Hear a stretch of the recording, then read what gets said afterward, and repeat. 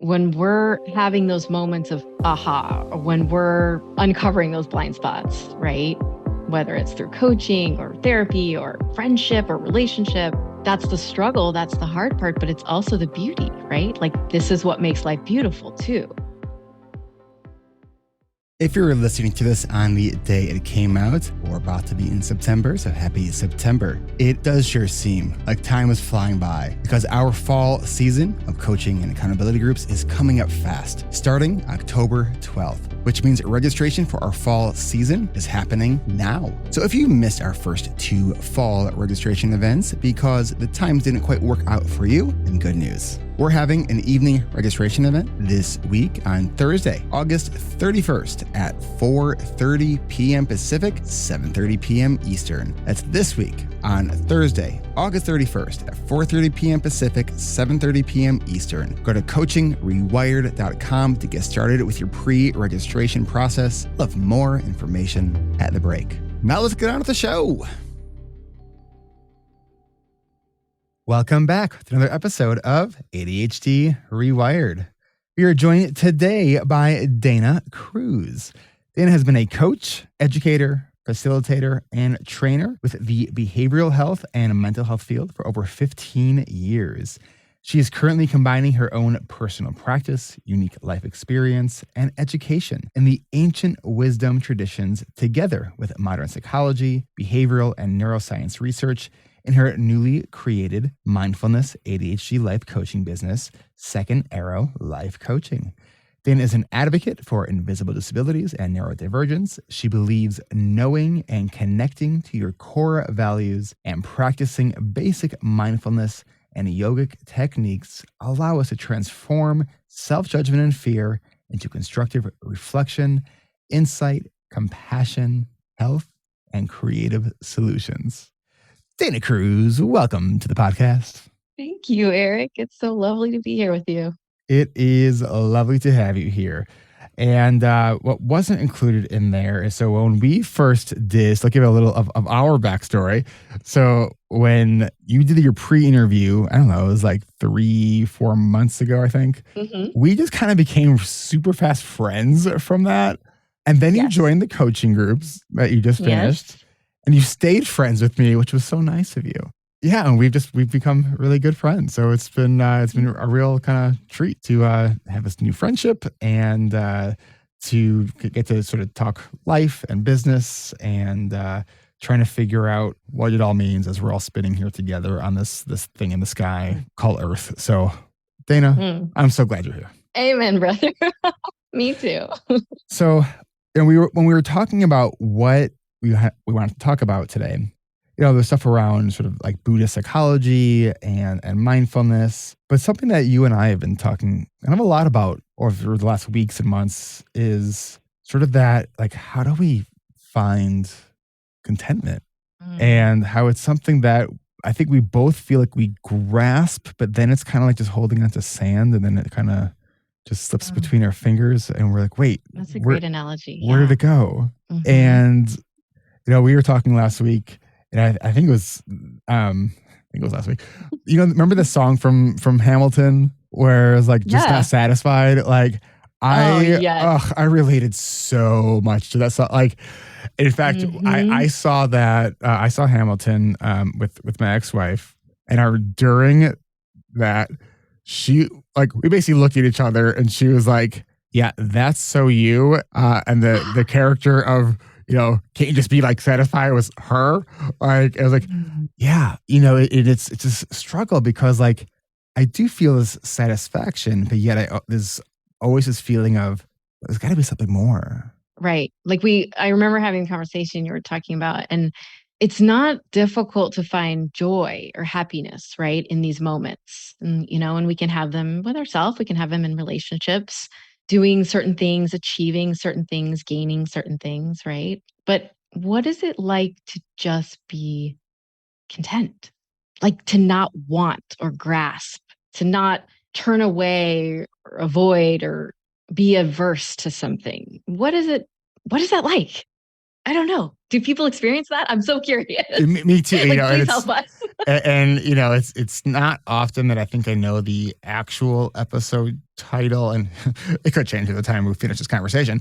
But I think we're going to be calling this episode something like "Will I Ever Be Content?" And the thing that's kind of interesting, I think, to me about this is in this conversation, in the context of this, is that we don't have the answer to this, and we're going to explore this together. So, because it just always seems like this very fleeting thing that like I feel like I grasp, but then not. And there's so many avenues, right? Like, should we be like health, fitness people? Should we get into mindfulness, yoga, wellness? Like, what is the thing that we gravitate towards, or what we think is going to create that? Like, is it money? Is it fame? Nowadays it's like people want to be famous on YouTube or whatever, and which is great. Hey, if you're famous on YouTube, like shout out to Jessica, like she's amazing, but I don't know what I want. Do you know what you want? I mean, and then when you get what you want, are you satisfied? That's the thing. So it's like you get what you want, and then it's like, okay, what's next? It's funny because I'm coming up here on episode 500, and people have asked me in the past, like when I've hit different milestones on the podcast, like how are you going to celebrate? I get really uncomfortable with that question because I'm like, I don't know. I'm going to go after whatever's next. And to me, that's just like, I guess part of it is I just enjoy the journey, right? So I'm like, I celebrate by I keep going. Yes. But like this idea of just to sit and appreciate, like how much, I guess, where's the overlap and what's separate between contentment and gratitude? That's a great question, Eric. I love that. Gratitude for me is deep appreciation. And it includes like wonderment and awe, right? For me, like being in nature is something that I am constantly in awe, like seeing millions of stars or a deer pop out of the woods while I'm walking the dog, or that to me is gratitude, deep appreciation of the now, right? The present. What was the other word that you used? Gratitude. Verse. I forgot to turn the transcripts on, so I don't remember what I said. Oh, I hate when that happens. I'm going to turn them on now, though. Wait, do you have ADHD? Oh my God. That happens to me all the time. All the time. So it's always the hardest question. What did you just say? Let me check the transcripts. Oh, we're actually not in front of a computer. I don't know what to do then. No. So, I've always been someone who has sort of identified as being insatiably curious. Mm-hmm. Yes. And I'm kind of wondering too, because I think curiosity fuels some dopamine. And if we think about ADHD in the realm of self-regulation, and that like is definitely that feeling or experience of, well, if some feels good, more is going to feel better, right? Which I totally recognize, like that sounds like an addiction. And I think for me, that's where the content piece is so hard. So going after whatever it is I'm going after, that's the excitement part, right? Right. And then once I get there, it's like, okay, what's next? Right. Well, and maybe that when you talked about the journey, like for me, I feel like it's the same thing. It's like the journey is part of that excitement, right? So like, can we find contentment in the journey? Can we be constantly curious, moment to moment, and be content in the ever shifting, ever changing life? Can we not compare ourselves constantly to other people? Get what they have, want what they, don't want what they don't, have. It just all seems so, what is it all for? What does it all mean? Now I feel like we're just two rabbis talking around this whole Oy vey. Okay. So in a little while. What's the meaning of life, Eric? Right. I'll let you share maybe after the break some of your history exploring Judaism and go into Israel, and I think that's part of your journey and your story. But I was also thinking too, like if we can be content with the journey, and sometimes the journey just like sucks. A couple of weeks ago, I started EMDR therapy to really work through some of these sort of traumas that I've known have been impacting me in different ways. Like when I first learned about complex PTSD a number of years ago, I was like, oh, I should probably look at that. And like every time something comes across my plate that's around that, like, oh, I should, oh, yes, I need to probably spend some time with this. And, Mhm. and so they kept coming. And so I've been in and out of therapy my entire life. So I've had, I think now 4 or 5 sessions at EMDR. It's fucking hard. Yeah, it I is. kind of, It's really I hard. kind of hate it. Yeah. And I know like how important it is for me to, because it's already like bringing up so much. It's so funny. I talk about ADHD. So my very like first EMDR session, I'm like, all right, because I'm like, I lean into stuff like, growth Mhm. happens outside of the comfort zone. This is what I do. Yep, I'm ready to be uncomfortable. So we do the first session. I totally disassociated. Mm. It was kind of bad, right? And Yeah. like where I couldn't even talk. Yeah. And so my therapist, mind you, was when we were starting, like, well, we should probably slow down and spend some time resourcing, and I'm like, okay, yeah, I know all that kind of stuff. Like, let's just dive in. I'm a therapist. Let me Right, do it. right, right. This is why I think it's important for like to work with a therapist. When you're a therapist, like you got to be able to like call like bullshit on. Yes, Absolutely. so There's a special kind of therapist that work with other therapists and a yes. special kind of coach that work with other Exact coaches. yes. So the following session, my therapist goes, so based on our last session, I think we need to go much slower today. And I was like, Mm. I think that's a great idea. I'm letting you be in charge now. So yes. I mean That's it's gonna be your first tattoo, right? Slow down. slow the fuck down. That's right. Slow Slow the fuck that was down. what my last therapist suggested to do, was get knuckle tattoos with slow down on Yes. the knuckles, and then on Slow the thumbs, down. the fuck. Slow the fuck That's down. great. And we think about like this idea of contentment. Mm. Is it because like, okay, I'm familiar with this, and it's almost uncomfortable being in a space where you're familiar, Mm. where there's like, Yeah. like what do you think about that? Yeah, I mean, there's some ease to familiarity, but like you said, that's not where the change happens. That's not where the growth happens, right? When we're having those moments of aha, or when we're uncovering those blind spots, right? Whether it's through coaching or therapy or friendship or relationship, that's the struggle, that's the hard part, but it's also the beauty, right? Like this is what makes life beautiful too. And I want to circle, Yes? yes, and I want to circle back to something that when I was saying before about how like EMDR has been kind of sucks, but like it's also kind of great. And I think that's Yeah. this like weird dichotomy of like, this is not funny. So I think often people think about contentment as this like a step below happiness. Mhm. It's a happiness without the excitement, but it's not because like Right. But I don't think of it like that. yeah. So it's like I think of for right now, I'm like, yes. So I'm working through some stuff and I'm struggling a bit. I just recently ended a relationship of 2.5 years, so I'm struggling, but yet I'm also content in this struggle because I also know that this struggle is temporary. Yes. Impermanence. That's a very Another Buddhist, Buddhist yeah. psychological concept there. Yeah. Well, and part of that is, I guess, here's a question. Is self-acceptance part of contentment? I would say absolutely. Mhm. Yeah. How could it not be? Necessary? Yeah.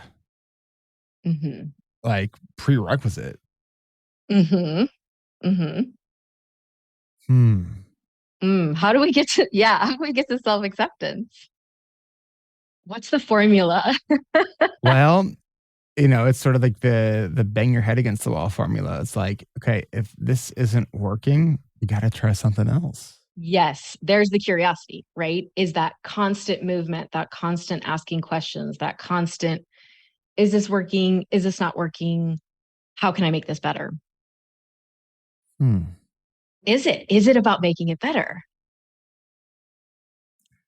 And I keep coming back to this idea of like how much of the struggle of holding on to contentment an issue of Mm. emotional self-regulation.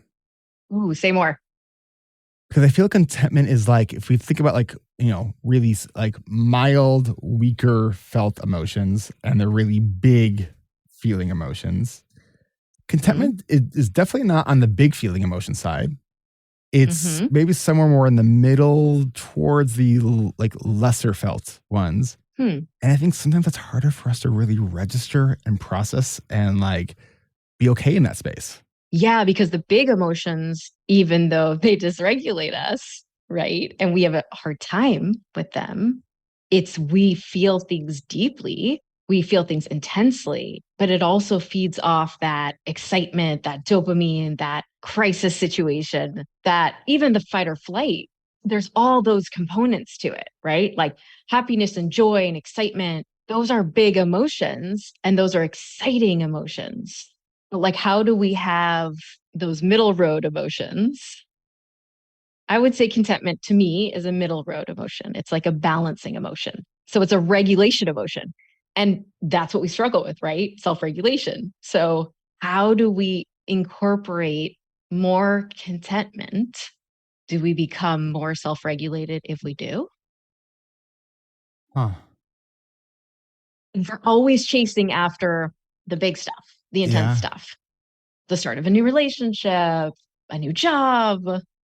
Is there contentment with being on the up and down sort of roller coaster of going after the next big thing, the next shiny thing, the next challenge, like knowing that that leads towards some struggle, but there's also excitement in it. Like, can we be content with a with high highs and low lows? And the uncertainty and the unknown, right? Because that's the scary part. That's where the fear and the anxiety and putting all of that on top of what's actually happening. I wonder if in different languages, if there are different forms of the word content that are more nuanced than what we have. Ooh, ooh, good question. What we're going to do really quick though is while all of you at home or wherever you are contemplating these big life questions, we're going to take a quick break as we put an ad in here to tell you about something that might change your life. So we will be right back.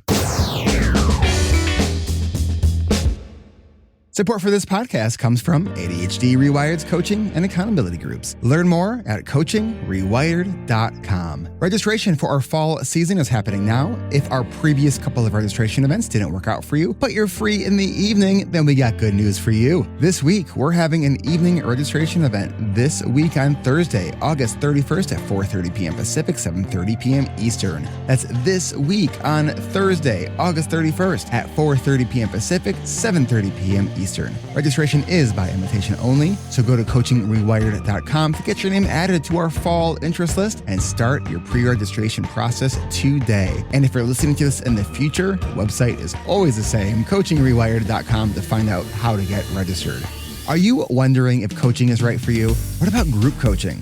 Well, what if you could work alongside other adults with ADHD to develop skills and strategies to reduce feelings of overwhelm and take control of your life? And on those days where the ADHD wins, what if you could have a team that will be there for you to help you figure out what you need to help you get a fresh start on tomorrow? Here at ADHD Rewired, we empower our members by creating a safe and supportive environment that's shame-free and judgment-free.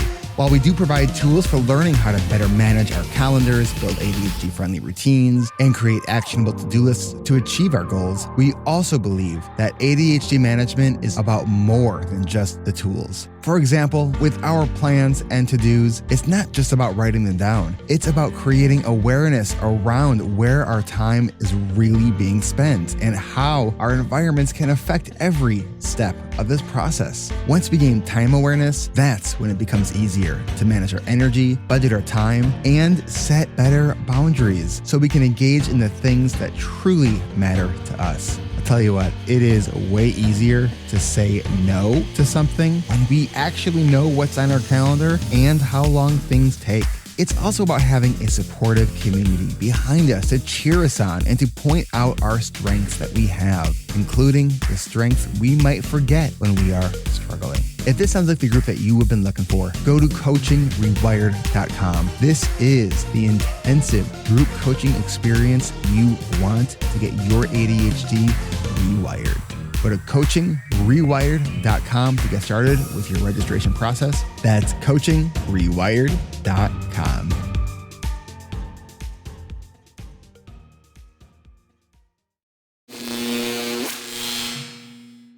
We are back.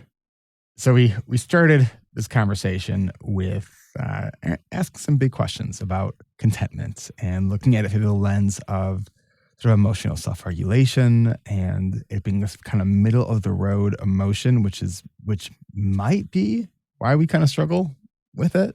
Mm.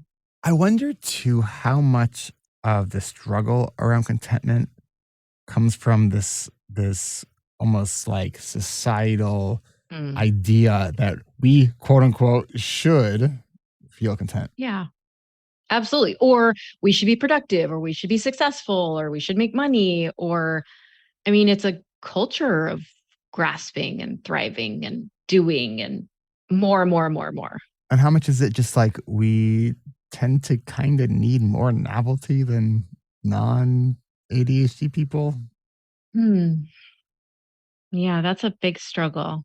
Yeah. Is it novelty? Is it thrill? Is it excitement? I mean, I'm like so cute. Like I would love to include every listener right now in this conversation to hear like how like their let's see perspectives questions. on contentment and like what's your experience of contentment and Yeah. because it's really nuanced and I'm curious too for folks who have maybe struggled with this and have found a way to have more balance and contentment in their life. Like what got them there? Hmm. Yeah. What's your secret? What's the special recipe? In 3 steps, right? Yes, please share. Okay. So let's talk a little bit about Buddhist psychology. Mm-hmm. In a nutshell, how would you just like define or describe what is Buddhist psychology and Buddhist philosophy? So it is understanding the mind. Buddhist word for the mind is actually the heart mind, which is this beautiful combination. There is no separation, right, between the mind and the heart or the brain and the body. It's really about understanding ourselves, understanding the world around us, understanding, I like to say, how we can suffer less. And I know that there is the kind of a key Buddhist teaching or philosophy around we can experience pain but not suffer Mhm. by allowing and accepting what is.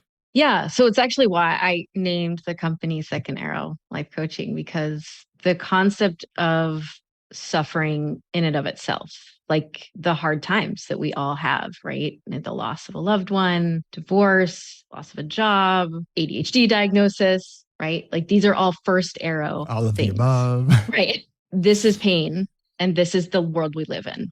However, we as human beings with thinking, feeling minds and hearts can add to that. And that's the suffering.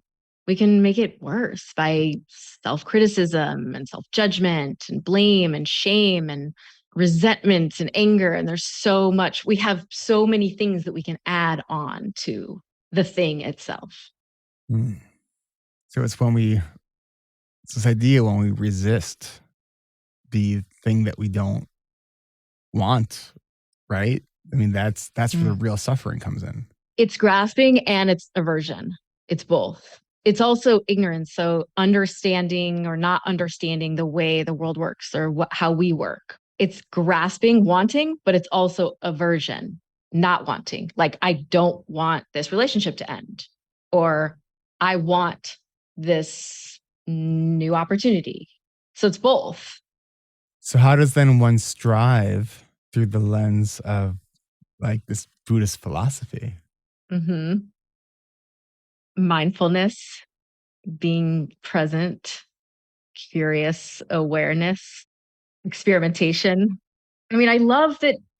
It's so funny to me because modern behavioral science, psychology, even health science, right, is like, oh, we're too stressed and it's causing issues for our body. And now we need to do this. And to me, it's like there are so many people and so many other traditions around the world that have said this for thousands and thousands of years. Understanding fight or flight, understanding how breath, has to do with our body, understanding how to metacognition, right? Looking at the mind, thinking about the way we're thinking. It's just fascinating to me that there's, it's like no one's saying Buddhism or yogic traditions, but it's all there.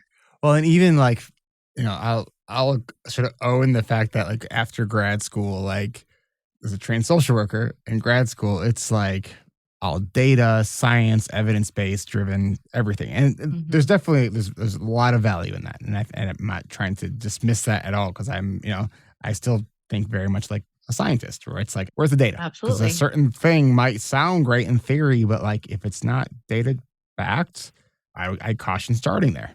And I think the more I do this work, the more I'm like, I learn to listen to the wisdom of the feelings and of Yeah. intuition. Like it definitely Yeah. has been a process of kind of coming back to that over a number of years. Cause I think that there's so much there.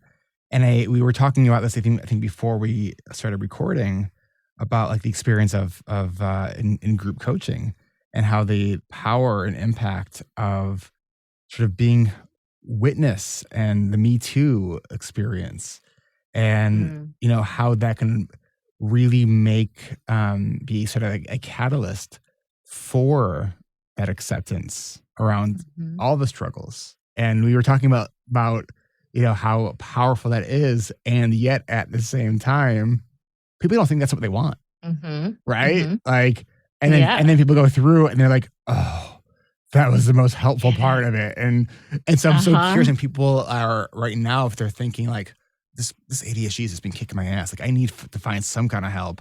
And they hear us talk Hmm. about these groups, and they're like, I just want the planning. Okay, I get it. I have ADHD. Okay, acceptance fine. Like, but like, I need to Hmm. figure out this to do list and my goals. And mhm.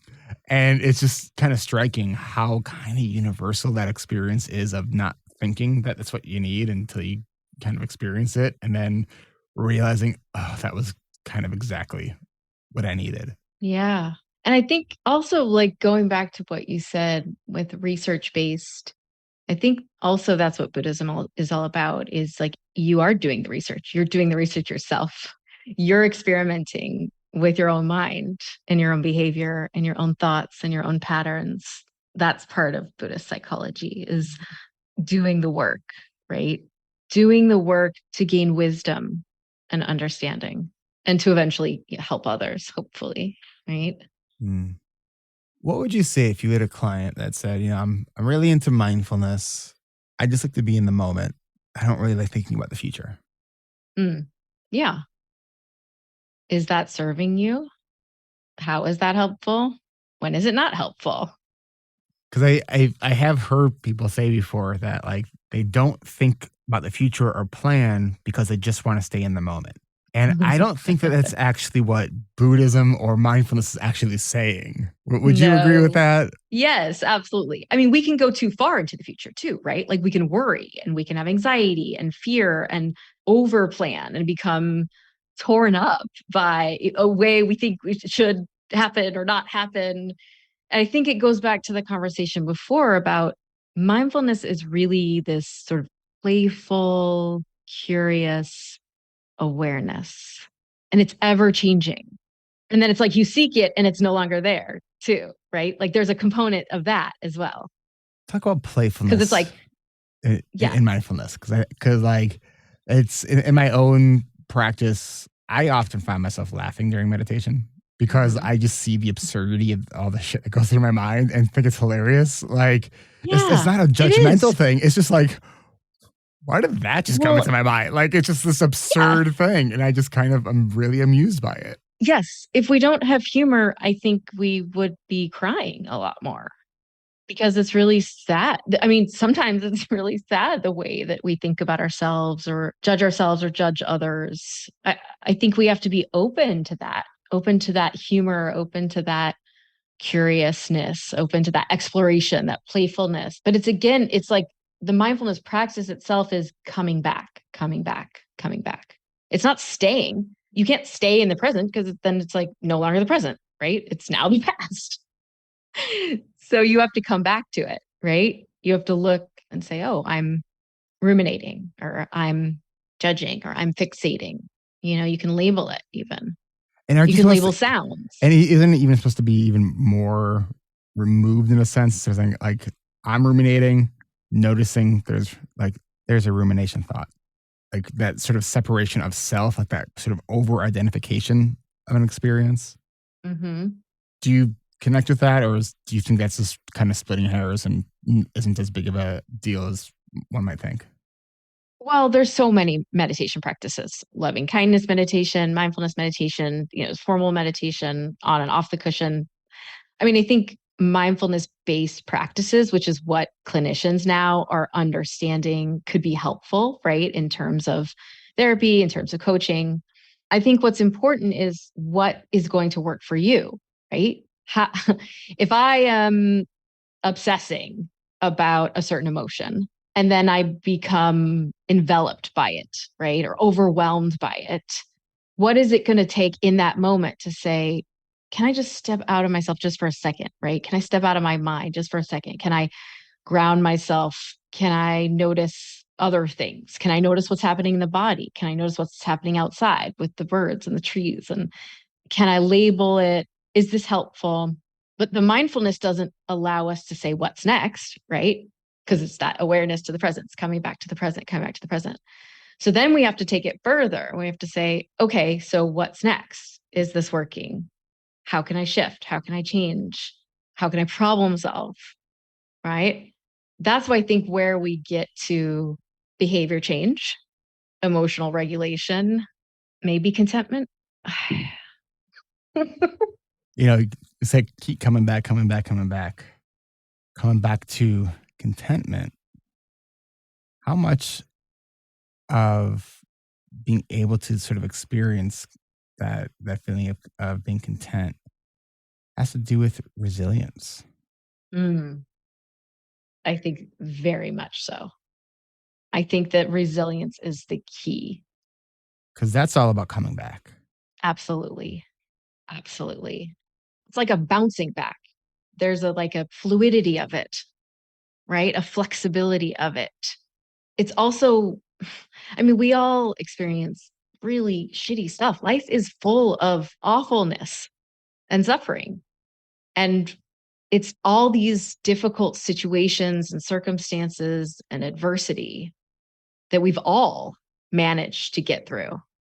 We are constantly building resilience. And we don't even know it. It's like working with these college students, for instance. They're like, I've never even heard it say like that. Or, oh, I didn't realize that was a tool. And I'm using that tool. And wow, I didn't know that there was a language around this, or I didn't know other people, again, going back to the group, right? I didn't know other people feel the same way or experience the same thing. And yes, we're all unique and we all have our own circumstances and our own traumas. And, some people are more privileged than others, but even within that diversity, we keep going. That's Right? the best advice I've ever gotten, ever, right? Keep going. It's this idea that we can't control what happens in our life, but we can control to a degree how we respond to what happens in our life. Right. Right. Exactly. What is our response? Instead of being reactive, how can we respond? Right? Can we take that moment? Can we pause? Can we consider? Can we reevaluate? Can we change course and direction if needed? If not, can we stay where we are? I suppose it would kind of depend on our ability to accept what is and not push away what is, right? Yeah. The whole idea Yeah. of acceptance and not resisting the struggle, because that's where the suffering does come in. Right. Right. And I think what I struggle with personally is, I feel deeply. I was always called a sensitive child. And how do I feel, be in the emotion, experience the emotion, be present without getting overwhelmed by it or wrapped up in it, right? Not disassociate, not push away, not try to distract, but live in a balanced, content way, experience it, live in it without being hijacked by it. Because that's where regret comes from, right? Is like then we behave in a certain way because we have a certain reaction. And I'm hoping that everyone who's listening is also pondering as much as I am right now. Here, let's take one more quick break, and we come back. I want to let you share a little bit more of your story, and we'll try to put this all, I don't know, wrap it up in a nice little bow, or not. We'll just leave the ribbon just kind of hanging there, and because we have ADHD, and that's like my favorite ADHD awareness meme. Like the ADHD awareness ribbon is just like a bunch of random ribbons, just like in a pile. That's great. We will be I love it. Right back. All right, ADHD Rewired listeners, it's time for me to tell you about a product that I really wish existed. Are you ready? Hey, ADHD Rewired listeners, are you tired of forgetting all those brilliant thoughts before you even get the chance to write them down? Have you ever wished you could just think your thoughts onto the screen? Well, no more wishing. Introducing the next generation of technology, the Brainwave Writer 4000. That's right, folks. It's brain-to-text technology. No longer do you need to fumble around with keyboards or voice commands. Your thoughts are your new typing tools. In fact, let's hear from one of our satisfied customers. Ever since I started using the Brainwave Writer 4000, my productivity is skyrocketing. I can think about my grocery list, write an email, and plan my pickleball strategy all at the same time. Well, there you have it. And here's the best part. The Brainwave Writer 4000 can capture up to 40 thoughts simultaneously. It's perfect for all of us who have more ideas than we know what to do with. But wait, what if I think about something, private? No worries. The Brainwave Writer 4000 comes with an exclusive "Oops, didn't mean to think that" button. One press, and those accidental thoughts are gone forever. So, ADHD Rewired listeners, what are you waiting for? Unlock the full potential of your brain and never lose a thought again with the Brainwave Writer 4000, which is not real. But your love for growth, innovation, all things ADHD is. That's why we are here for you, because what is real is the support that we are offering you. Here at ADHD Rewired, we have spaces and places for all different kinds of support, like in our free private Facebook community. You can apply at ADHDrewired.com/community. And if you're looking for some real-time accountability to get activated on your most boring and dreaded tasks, you can join us for our Adult Study Hall membership community at adultstudyhall.com. We have weekly themed facilitated sessions and a 24/7 drop-in room. And we even have a monthly Pomodoro dance party that I'm actually recording this during our second work block, and we do that every fourth Friday of the month at 1 p.m. Central. And if you love the show and want to support the work that we are doing, consider becoming a patron at ADHDrewired.com/Patreon. Perks like uninterrupted episodes of this show start at just $5 a month. And if you would like some coaching from me, but our coaching and accountability groups either don't work for your schedule or your budget, you can get a taste of coaching with me for just $25 a month. You can join me and patrons who contribute at $25 a month every fourth Tuesday of the month. And you can even hear the recordings of those coaching calls for just $10 a month. That's all at Patreon. So go to ADHDrewired.com, click on the Patreon tab at the top of the page. And if you want some answers to your ADHD-related questions, join me and the ADHD Rewired team and an occasional guest panelist every second Tuesday of the month for our live monthly Q&A. Go to ADHDrewired.com/events to register so you can join us live on Zoom. That's every second Tuesday of the month at 10:30 a.m. Pacific, 1:30 p.m. Eastern. You can find all of it, our coaching groups, Adult Study Hall community, our Facebook community, and more at ADHDrewired.com.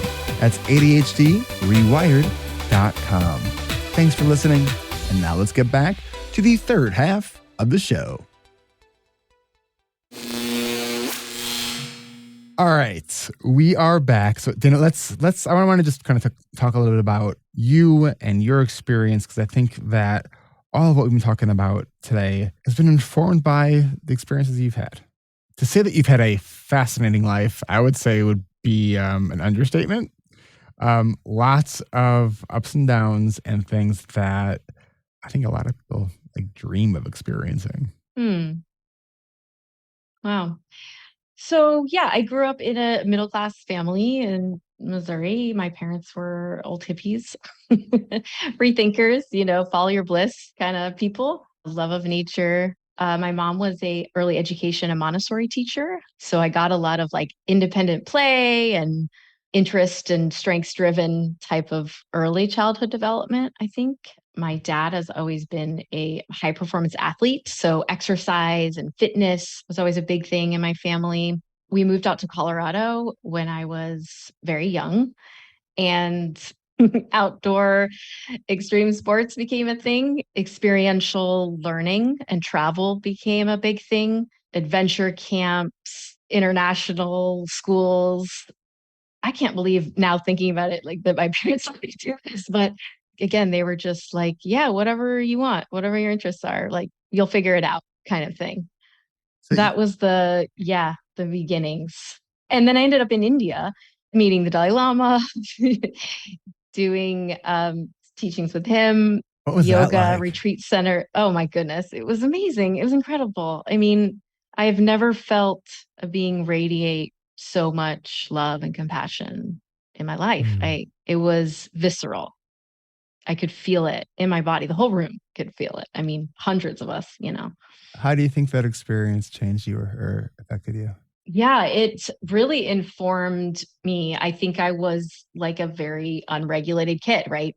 Undiagnosed ADHD, diagnosed with learning disabilities, but had no idea that that affected, emotion and anger and self-confidence.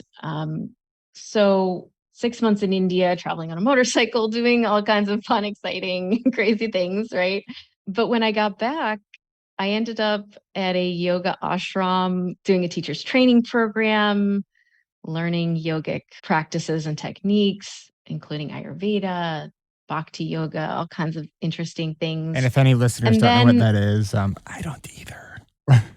What are those things? oh, so Ayurveda is understanding the constitution of the body Okay. in like medical practice, has to do with the way we eat, the way we function, how to be healthy, Okay. right? Bhakti yoga is devotional chanting. So, kind of like the cantor sings in synagogue, it's a real deep musical practice Okay. in Sanskrit language, which is like a body and mind sensation. Hours of meditation, hours of yoga. It was a wild experience, wild ride, total sobriety and also a wild ride. And then I was introduced to a teacher, a Buddhist teacher from there. So I went and did a bunch of Buddhist retreats and meditation retreats and found Naropa University, did my graduate degree there. It's a Buddhist driven, meditation driven education. So higher education, rigorous academic research, but you also have to do your own practice and seek your own understanding and insight and wisdom from your mind.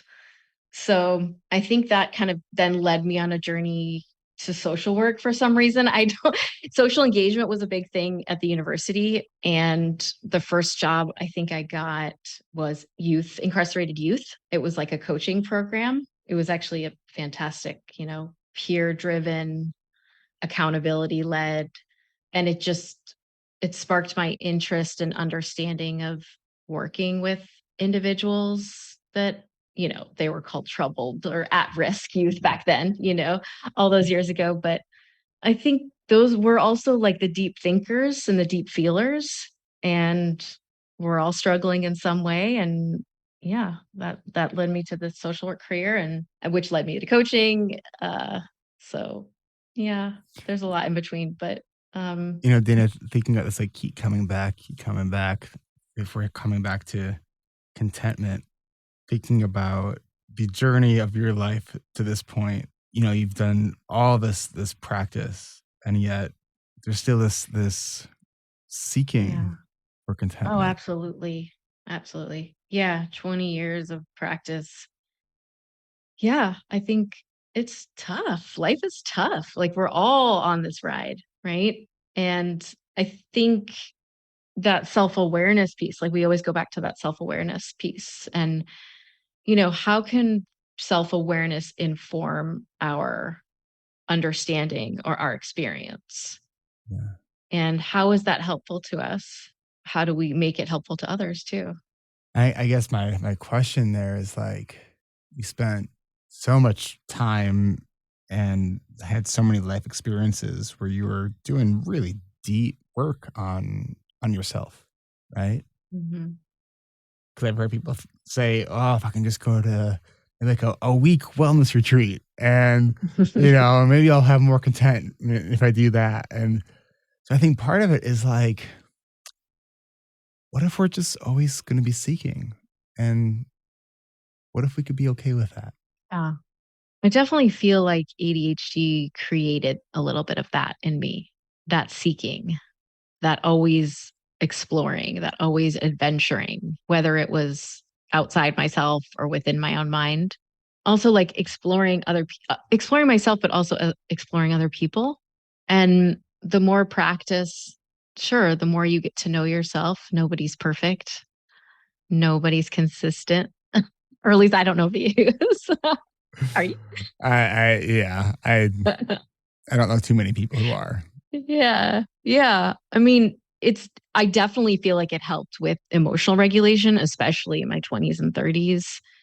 I never had the diagnosis. I was never medicated. So lived my whole life in kind of that journeying pursuit of like, what does it mean to be happy? How can I find happiness? Is it within myself? Is it helping others? Is it in this relationship? Hmm. There's this idea that life's all about these trade-offs, right? And if someone said to you, "Hey, you can experience more contentment, but you're going to lose your desire to go experience the world and do all these just really fascinating kind of things," would you even want Mm. that? I wouldn't change my life. I mean, there are things But that Dana isn't that content. Like when you are looking at your life and going, "I wouldn't mm, change anything about it." damn it, Eric. Are you circling back? Are you saying I have contentment? All This is right. amazing. Yeah, I don't know. It's funny that letter that you're right, dear ADHD letter, that was a really powerful session in the coaching groups. And, at first I look into my life, right, with this ADHD lens now, because I was diagnosed, in my 40s. And I'm like, oh, wow, this is why. This is what I was doing. This is what I was feeling or seeking and I wouldn't be the person I am today without all of that. The horribleness, the greatness, what's the famous quote? We never step in the same river twice. Hmm. We're never the same. The river's never the same. Is that contentment? Can we be seeking and journeying and adventuring and still be happy I and think so. content? I think we can. Yeah, I think it's what Brene Brown calls healthy striving. Mm, Hmm. that's nice. There is so much more that I want to talk about here, but I'm looking at the time, and I think we do need to bring this one in for a landing. So I know that your coaching practice, you are really wanting to work with college students and with colleges to really help bring this kind of awareness and acceptance and the skills and the coaching piece to groups within colleges, right? Want to talk about that for a moment, and Yes. then Yeah. leave us with your website. That's great. Thank you, Eric. Thank you so much. So I am developing and in the process of piloting a program. I call it support, education, and group coaching because I think all elements are extremely important. And the students are teaching me, and we're teaching each other and supporting each other, helping them to ask the right questions, the right coaching, growth, learner mindset questions, understanding self advocacy, resilience, understanding how, motivation plays a part in emotional regulation and then procrastination, all of those things. So, understanding tools, developing strategies for each individual in the group to, just help them live a more fuller, healthier, successful life in whatever way they feel like that is, not just for the college experience, but afterwards too, right?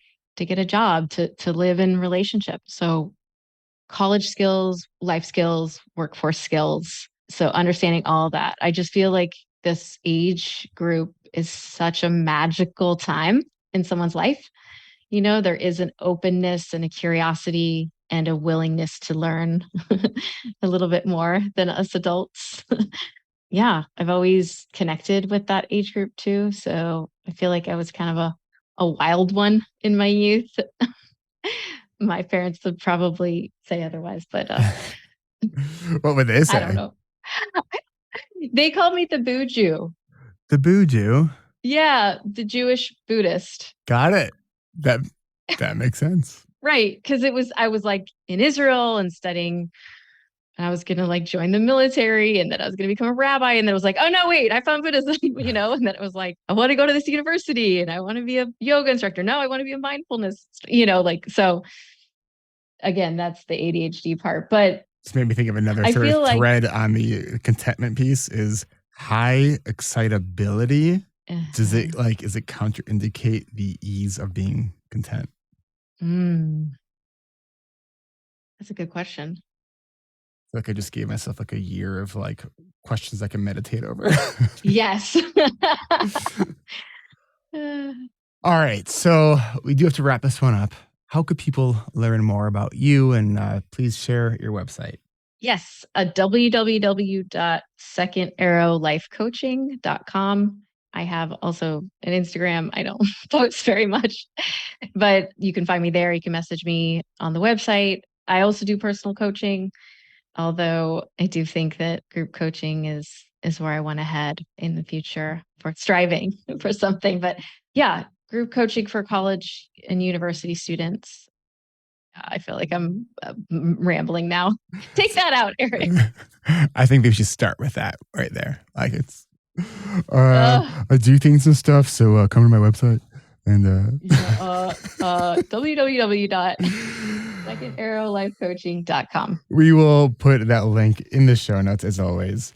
Dana, thank you so much. I will, you already have invitation to come back because I know we have so much more we could talk about. I appreciate that. It's always lovely to talk to you. I enjoy it. Awesome. Very much. Thanks so much. Thank you.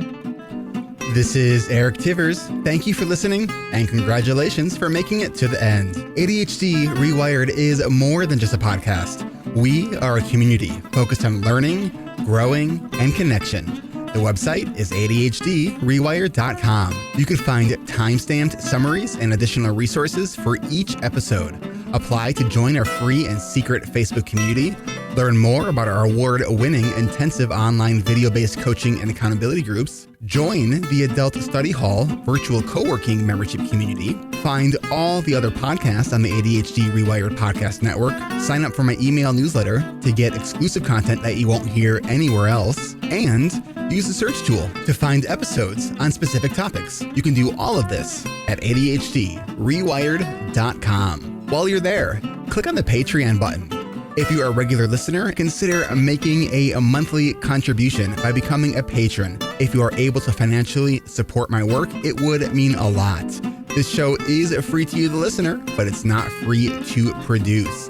Plus, patrons get cool perks like ad-free episodes and access to recordings of coaching calls, and $25 a month patrons can join me once a month for a group coaching call. You can follow me on Twitter at Eric Tivers. You can like our Facebook page at facebook.com/ADHD rewired. If you're a coach, therapist, or related professional, connect with me on LinkedIn at linkedin.com/Eric Tivers. Subscribe to ADHD Rewired on YouTube to see selective interviews and other videos I've made. Podcasts change lives. You can make a difference in someone's life by spreading the word about this podcast. Mention it in your online communities on Facebook, Twitter, Reddit, or wherever you hang out online. And be sure to share it with your friends, family, your therapists, your coaches, doctors, siblings, parents. And if you, your coach, therapist, doctor, or ADHD support group leader would like a pack of podcast postcards to hand out, you can request those at the website, ADHDrewired.com. If you are a member of CHAD, ADA, or any other ADHD support group, please be sure to tell them about this show and all the shows on the ADHD Rewired Podcast Network. You can even show them how to download it on their phone. And if you really loved this particular episode, please hit share on your podcast player. I'm only one person, and I do count on you to help spread this message. One of the biggest things that you can do to support this podcast and help other people discover it is to leave an honest rating and review on Apple Podcasts or any other app that supports reviews. And don't forget to hit subscribe so new episodes are automatically pushed to your favorite podcast app. Looking for more ways to listen and learn? Get a free audiobook and a 30-day free trial at Audible by going to audibletrial.com/ADHD rewired. Here is my list of must-listen-to audiobooks updated July 2021. Nonviolent Communication by Marshall Rosenberg. Attached by Amir Levin and Rachel Heller. Atomic Habits by James Clear. The 5 Dysfunctions of a Team by Patrick Lencioni. Crucial Conversations by Carrie Patterson. The Coaching Habit by Michael Stainer. The Body Keeps Score by Bessel van der Kolk. Rest by Alex Sujong Kim Pang. The 5-Second Rule by Mel Robbins. Make It Stick. The Science of Successful Learning by Peter Brown. The Productivity Project by Chris Bailey. Meditation for Fidgety Skeptics by Dan Harris. Change Your Questions, Change Your Life by Marilee G. Adams. I always recommend to my coaches and admin that they read that book. The One Thing by Gary Keller, a required reading for all of our coaching group members. Procrastinate on Purpose by Rory Baden. The 4 Tendencies by Gretchen Rubin.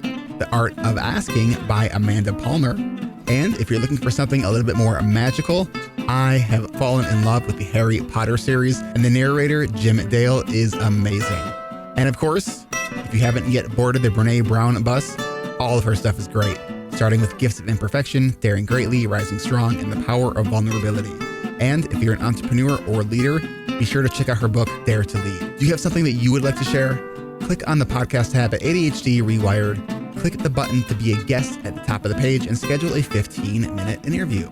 This is Eric Tibbers, reminding you to keep learning, growing, and connecting. Self-care is not selfish. No matter what you get done or don't get done, you are still enough.